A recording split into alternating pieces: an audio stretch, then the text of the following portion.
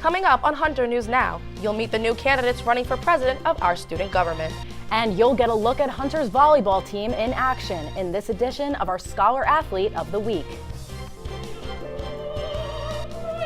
And that's the sound of a masterclass for aspiring opera singers. We'll take you backstage to show you that opera isn't just for the theater. All that and more on Hunter News Now.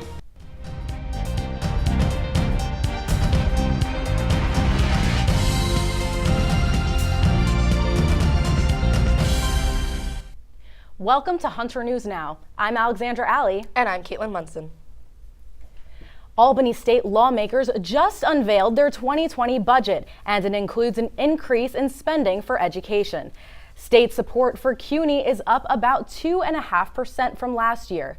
The Excelsior Scholarship Program is also expanding, with families who make up to $125,000 a year now eligible to apply for tuition-free college. And the Jose Perlada Dream Act that allows undocumented immigrants to qualify for New York State financial aid is now a reality, with $27 million available for scholarships. Spring is here, which means USG elections are right around the corner. Candidates for president are promoting their platforms around campus and on social media. Kamalprat Kaur, who is the Cultural Affairs Student Activities Commissioner, says she wants to create a sense of camaraderie at Hunter by hosting more events and activities for students. She also wants to use her SLAT, the Hunter United, to improve communication between students and the administration.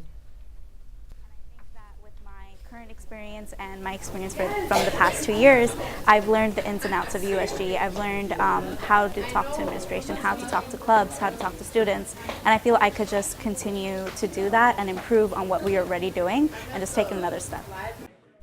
Running against Kaur is Nafael Bari, the Kurd sophomore senator. His goal as president is to make sure Hunter is a safe zone for student expression. Bari ran and lost last year, but this year he's ready to prove why he's the best person for the job. I want to run so I can create the bridge between students and student government even further, learn from what my predecessors did in the past, and keep on moving forward. We recently received word of a third and final candidate. His name is Martin Schneider, and he's running as an independent. His top priority is ensuring political discussions represent every point of view. Elections will be held online from April 15th to the 18th. In the past few weeks, celebrities and other parents have been called out for bribing college coaches or helping their children cheat on standardized tests to get them into elite colleges. Today, 13 parents implicated in the scandal are scheduled to appear in a Boston federal court. This scandal resonates with students here at Hunter College who take pride in their education and worked hard to get accepted. Addison Gettenberg has more on what students are saying about the ongoing case in this edition of Hunter Students Speak. College admission scandal is just like another example of how rich white people love to just abuse the system with their money and their privilege. It's absolutely a slap in the face, because if my dad was rich enough to pay a college, like, yeah, let my kid in, like everyone would do that. Literally everyone would do that, but not everyone has that luxury of life. Yeah, but I know that.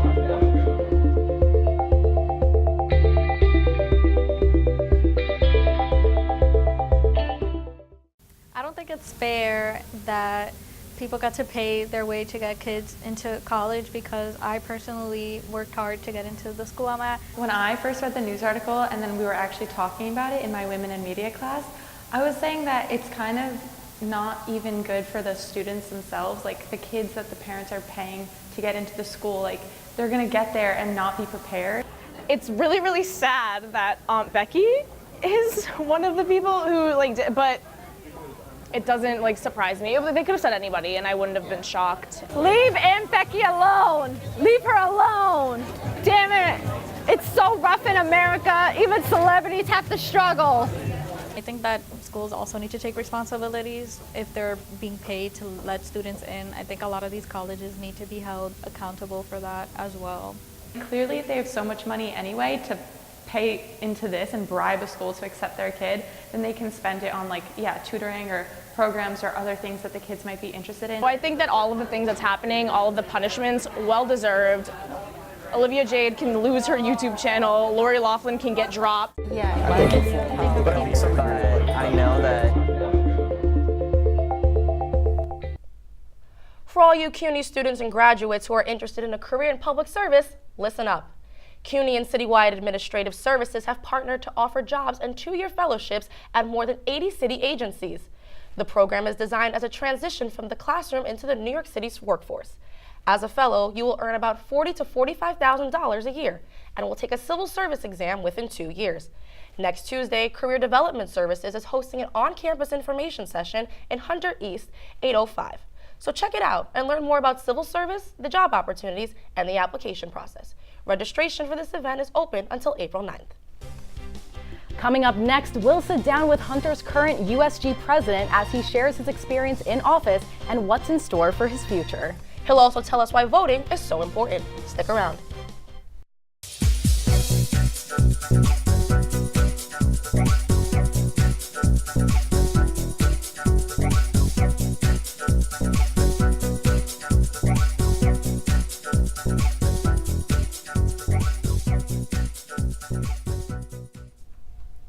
Welcome back.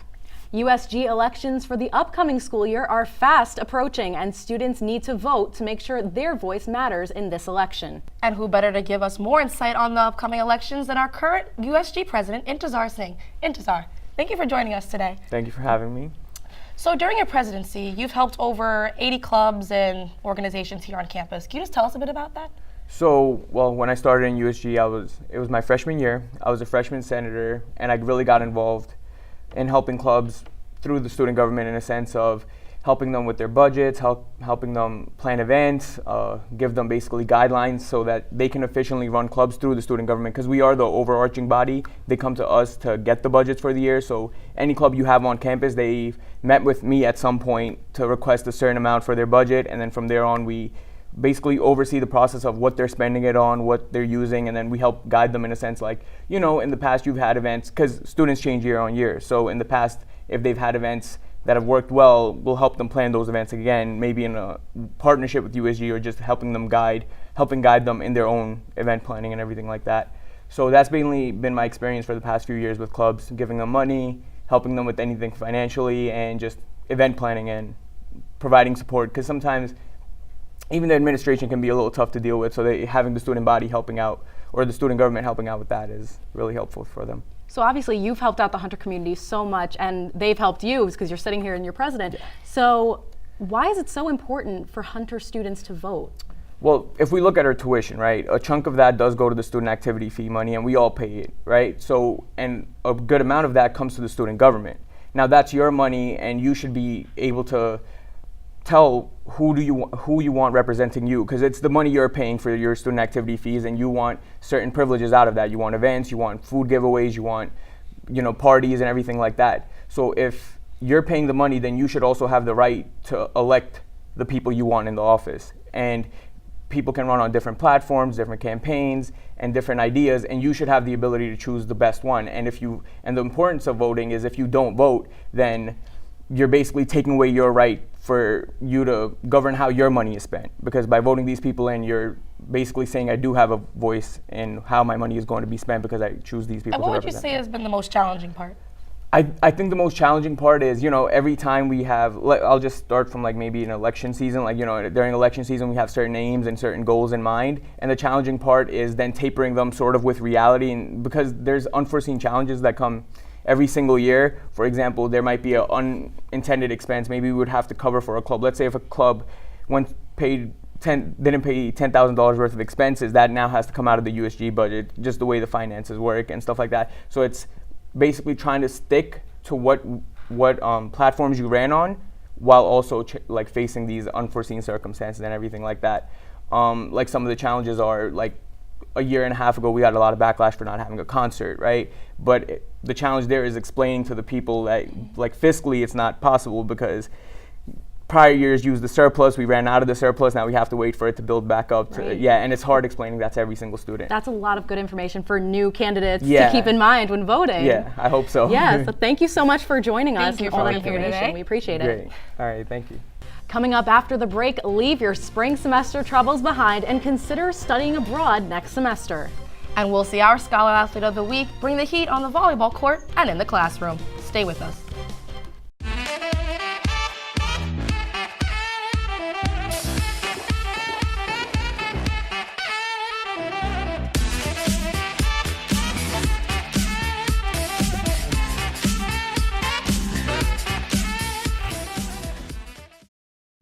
new survey says that today's employers consider international experience an important factor when hiring. According to the Institute for International Education, recruiters say studying overseas helps students gain work-related skills, and 3/4 of those students say that they're asked about it during job interviews. Christy Kaye has more on why Hunter students should consider packing their bags for a semester abroad. Many Hunter students don't consider studying abroad, or even think it's a possibility. But the Director of Education Abroad, Giovanna Cuccinello, assures it can be done. Anybody can study abroad. I don't think it's something that has to be limited to any specific type of person. It depends where they want to go and what they want to study. Information sessions like these are hosted every Wednesday on the 14th floor of Hunter North. Students attending learn about the application process, scholarships, and opportunities abroad. Sociology major Christina Mazin says the information session has sparked an interest in a destination she hadn't considered, Bali, Indonesia. Bali, I feel like is a very different culture. It's really nice. I see all the pictures and I feel like I could get more into the culture with people there. Cuccinello says that cultural exchange is the goal. We really want students to take the opportunity while they are abroad to do some sort of community service learning or really making a connection to the local community that they're going to be hosted by. Sada Spence, a senior at Hunter, says her experience in Seoul, South Korea allowed her to connect with people from many cultures. Well, traveling to Seoul helped me to see how global our world is becoming, because like when I was there, I didn't only become friends with Koreans, I became friends with people from Europe or from other Asian countries, from other American states. In terms of her career, Spence says South Korea opened her eyes to the possibility of working on an international scale. As for what advice she would give to fellow students considering studying abroad, they should definitely try it. If they're not like in their last semester or something, that it's a really important experience, and that if they get the opportunity, if it's not super expensive, that they should just do it. Hunter students thinking about studying abroad will join over 200 others in countries like Spain, Italy, and even Australia. For Hunter News Now, I'm Christy Calle. As registration for fall classes is quickly approaching, students have a new option to fulfill a Hunter core requirement. Media 211 News Literacy in a Digital Age has just been designated a CUNY Common Core English Composition course, which means it's the equivalent to English 220. The course is offered by the journalism program, and students who take it will learn how to judge the credibility of news stories for themselves. Director of the journalism program, Professor Cecil McCarthy, calls this a life skill. Basically, what we're doing is giving students a toolbox so they can evaluate any piece of news, whether it's online, on the radio, on TV, even social media. The class will meet twice a week in a big lecture, followed by a writing workshop, and also fulfills a writing-intensive course requirement. Students can find this course under Media 211. On to sports, and a stellar season for our men's volleyball team. The Hawks' record is 15 wins and 11 losses as they head into the finals. The men hope to translate all this success into a first-place finish for the upcoming CUNY tournament, which starts on April 9th. Go Hawks! One player that everybody is paying attention to is Quindurm Shala. The 6'5" sophomore from Bayshore, New York is one of the team's top players, as well as a human biology major who hopes to become a physical therapist. Ahead of the CUNY competition, Hunter News Now reporter Annie Murphy spent some time with Shala, who is our Scholar Athlete of the Week. The feeling I get when I'm playing volleyball is kind of like, whoa, or when I get a big kill, I like to go to the crowd and be like, ah. I love to celebrate. It's one of my favorite things. If anybody were to come to the game, they'd see me rocking the crowd really hard. I love the energy, I love the attention, and I love pumping up everybody, especially myself. So my name is Quindurm Shala, preferred name Q. I'm 20 years old and I play men's volleyball here at Hunter.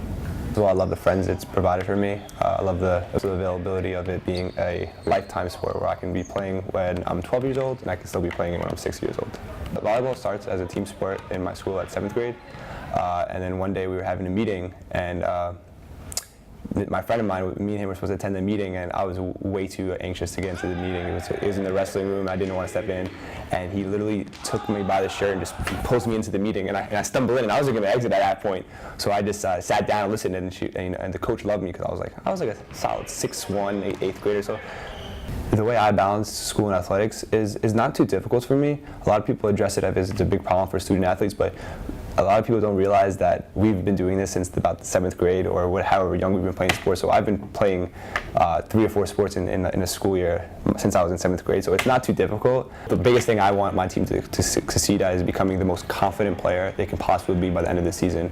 I see a lot of our players, like, physically and athletically far beyond what I can expect, but mentally I think that we can improve tenfold, and I really hope that we can do that. So the team dynamic, we're really close guys. Our camaraderie is at an all-time high. Playing at the Division III level, none of us are here for scholarships or anything other than just the love of the sport. So we've bonded closely through volleyball, and then outside of volleyball, we're hanging out all the time. We're playing beach volleyball at Central Park. We're going to grab lunch together whenever we can, and it's been an awesome group of guys. I love every single one of those guys.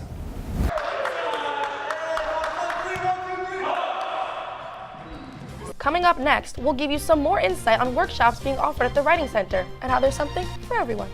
We'll be right back.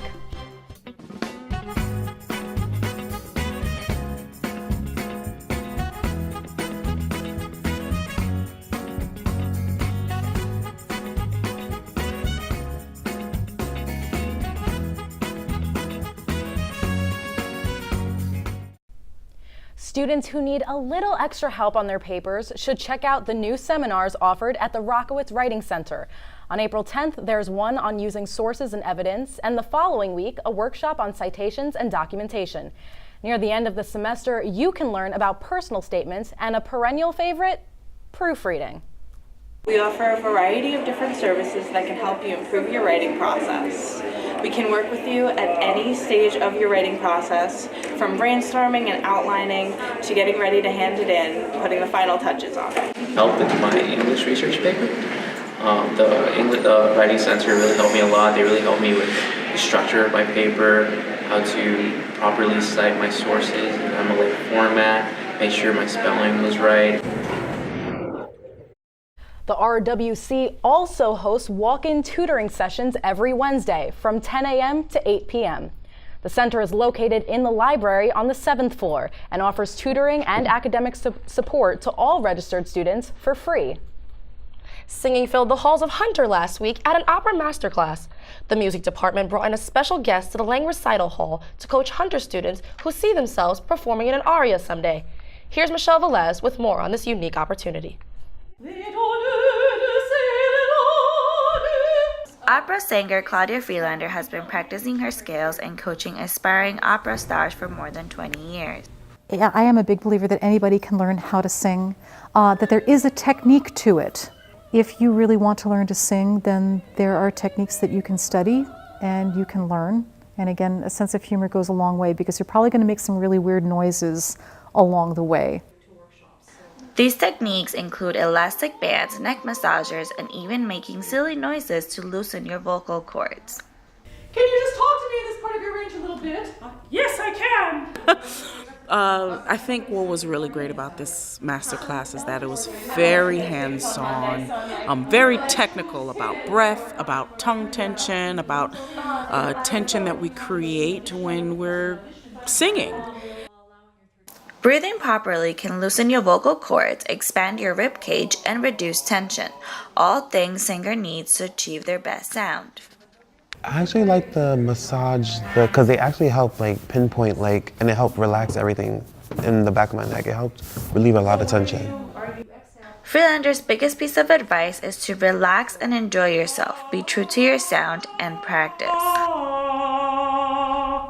And it was really nice to be able to work with Claudia and some of her tools that she brought with her, which was very awesome, and do some exercises just to help us create a sense of freedom in our voices.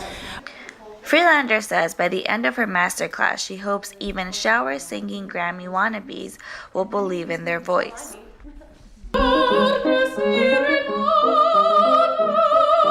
Michelle Velez, Hunter News Now. Well, Kate, you spend 4+ years at Hunter, you're ready to graduate, and then comes the graduation photo.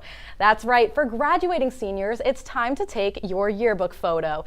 And we at Hunter News Now have a few tips for making it something your parents will actually want to display. Do book your appointment early at thorntonstudio.com and use the school code 02689. Don't use now to finally experiment with a new hairstyle. Do arrive 15 minutes before your scheduled appointment. Don't have your grandma dress you that morning. Dress as you would for a job interview. Photos will be taken in the Hunter West lobby throughout the month of April. Make sure to bring $5 for a sitting fee, and don't forget to bring your smile. Well, Alexandra, I could definitely say with that advice, I'm ready for my close-up. Your mom is gonna love that. Oh, I hope so. For more Hunter news now, follow us on Twitter at Hunter JOURN, Facebook Film and Media Hunter College, Instagram Hunter JOURN PGM, and subscribe to our YouTube channel, Hunter College Journalism. On behalf of everyone in the studio, thanks for watching.